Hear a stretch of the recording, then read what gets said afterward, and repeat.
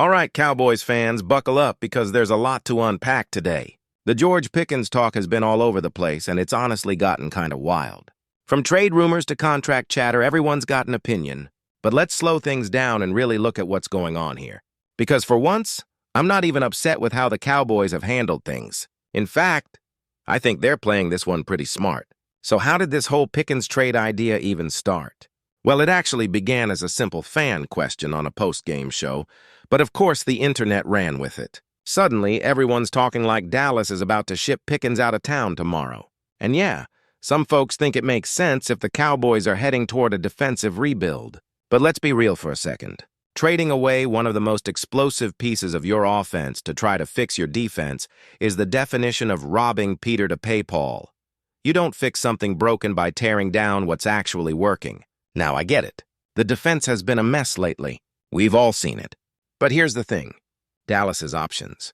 The Cowboys have a ton of draft capital and serious salary cap flexibility coming up. You might see reports floating around that they only have a couple million in space, or that they're even over the cap. That's just not the full picture. Once they restructure some contracts, Dak Prescott, CeeDee Lamb, OSAO to Gazawa, Tyler Smith, Darren Bland, maybe even Jake Ferguson, that cap number looks completely different. And if they make a few strategic cuts like trimming Terrence Steele or Malik Hooker, you're suddenly talking about freeing up close to $120 million. That's more than enough to rebuild the defense without having to touch George Pickens or any of the top offensive weapons. So when people start throwing out trade ideas for Pickens, I have to laugh a little bit. Unless some team gets completely desperate and offers a top 5 pick, it just doesn't make sense. You finally got a player who's meshed well with Dak, who's proving he could be a real game-changer, and now folks want to ship him out. Come on, Dallas finally has one of the best receiving duos in football. And you want to break that up before it's even peaked? That's not smart team building, that's panic. And speaking of team building, the Cowboys actually had a plan when they traded for George Pickens. Both sides wanted to take a wait-and-see approach. Dallas wanted to see how he'd fit into the system, how he'd connect with Dak, and whether he'd bring any off-field drama. Guess what? So far, it's all been good. He's been focused, explosive, and clearly motivated to prove himself in a system that's finally giving him the chance to shine. He's got the best quarterback he's ever played with, and it's showing. He's having that breakout season everyone was waiting for. That's why I don't get the rush to talk extensions or trades right this second. There's nothing wrong with letting the season play out. You don't need to force it. Dallas has plenty of time to make a decision in the offseason. Whether it's an extension, a franchise tag, or worst case, exploring a tag and trade scenario. But right now, there's no reason to mess with what's finally clicking. The Cowboys' offense has been efficient, creative, and balanced. And Pickens is a huge part of that. Now let's talk about money because that's what drives all of this. When we look at the potential numbers for a Pickens deal, the franchise tag next year is projected around $28 million, which would jump to roughly $36 million if you tagged him again.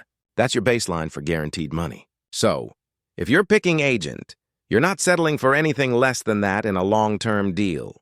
We're talking about at least $28 million per year and $60 to $70 million guaranteed. And honestly, based on how he's performing, that's not unreasonable. Remember, the market for top wide receivers has exploded. There are about 10 guys making over $30 million a year now. And if Pickens hit free agency, he'd be right in that conversation. He's playing like a top-tier receiver, and teams with cap space would line up to pay him that kind of money. You look at guys like Jalen Wadd, Devin Smith, T. Higgins, all of them have secured massive contracts as secondary receivers in systems built around elite quarterbacks. Pickens fits that same mold perfectly in Dallas. So what's the real question here? It's not whether he deserves the money. It's whether Dallas is willing to make that long-term commitment now or later. And honestly, the timing matters. The Cowboys have made this mistake before. They've waited too long on extensions. They've let key players walk, and they've ended up paying more down the road. They did it with Dak. They did it with Lamb. And they can't afford to repeat that pattern with Pickens. But to be fair, I actually like how they're handling this one so far. They're not rushing. They're letting the situation breathe. Pickens is boosting his value. The team is evaluating how he fits long-term, and both sides are staying professional. That's exactly how it should go. The Cowboys have the leverage of the franchise tag, the cap flexibility to pay him, and the draft picks to fix the defense without sacrificing their offensive core.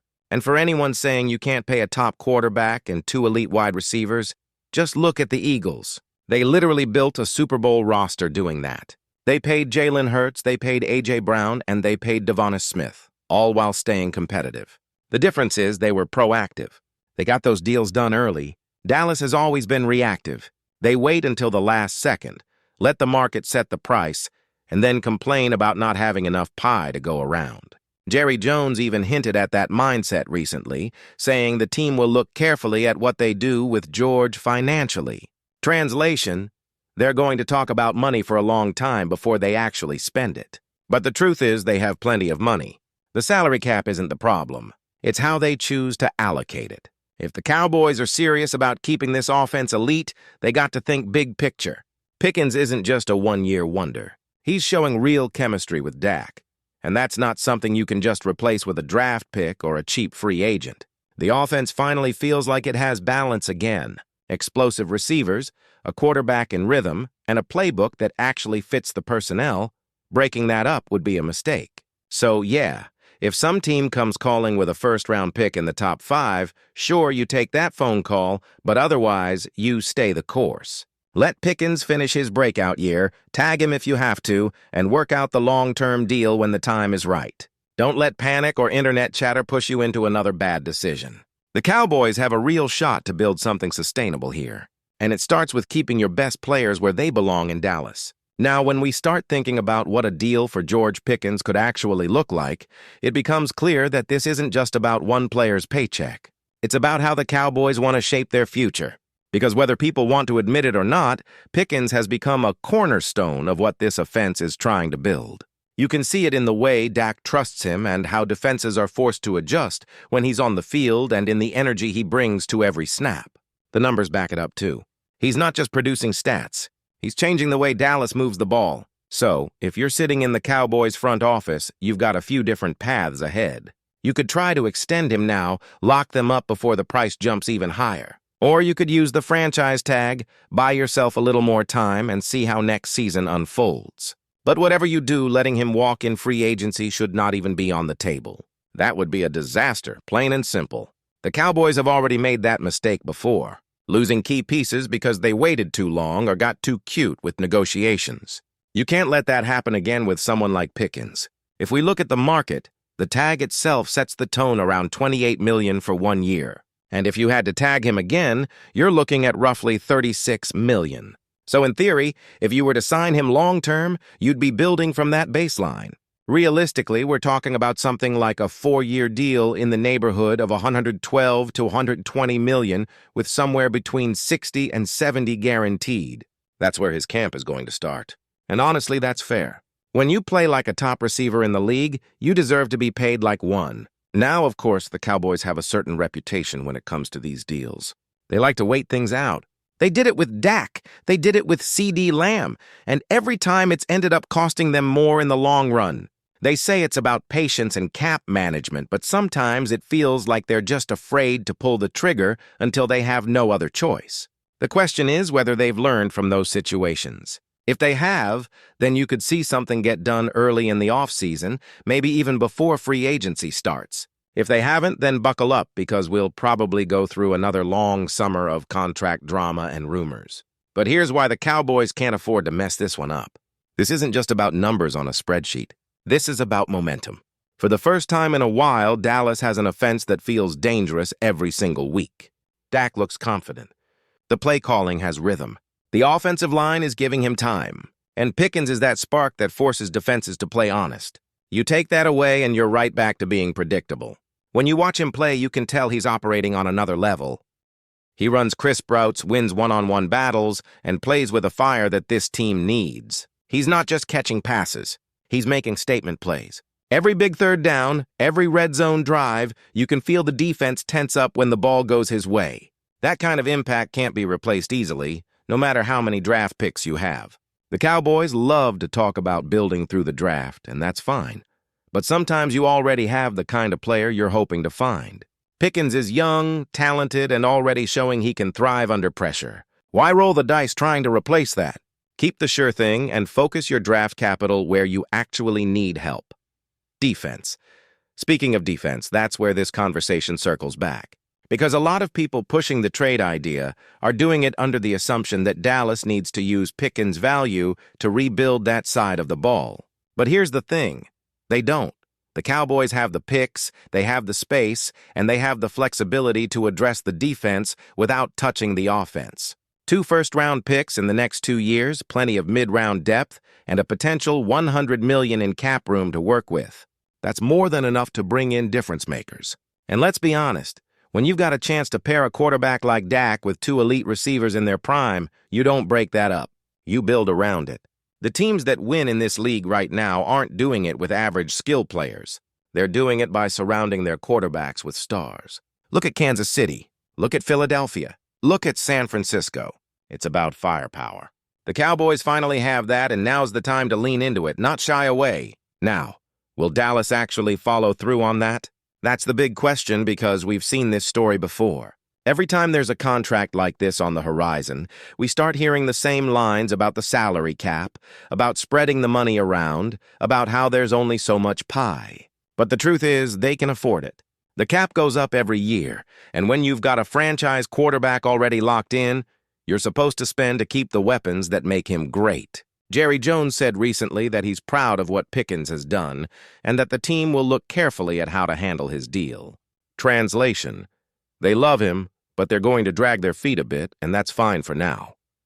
The smart move is to let this season play out. See if he keeps this pace, then move quickly once the offseason hits. Don't wait for another team to reset the market again. Be early for once. Show your players that Dallas takes care of its stars. But before we continue, don't forget to subscribe to our channel and give this video a like. Your support helps us keep bringing you the latest updates on the Dallas Cowboys. Feel free to share your thoughts on the news in the comments as well. Whispers are growing louder in the loner state as Surtain II reportedly takes the reins as the Cowboys' #1 quarterback. Sources close to the team hint at a seismic shift in Dallas secondary, with Surtain poised to lead what many are already calling an elite defensive backfield. Fans and analysts alike are buzzing. Could this be the move that transforms a solid unit into one of the league's most feared pass defenses?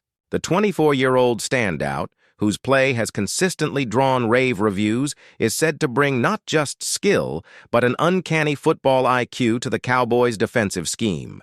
Rumor has it that coaches are thrilled with his ability to read offenses and anticipate plays, and insiders suggest his presence could allow Dallas to take more calculated risks elsewhere on the field. In conversations with unnamed league executives, the general consensus seems to be that certain versatility makes him a game-changer. Someone capable of covering the league's elite receivers while also stepping up in run support when needed.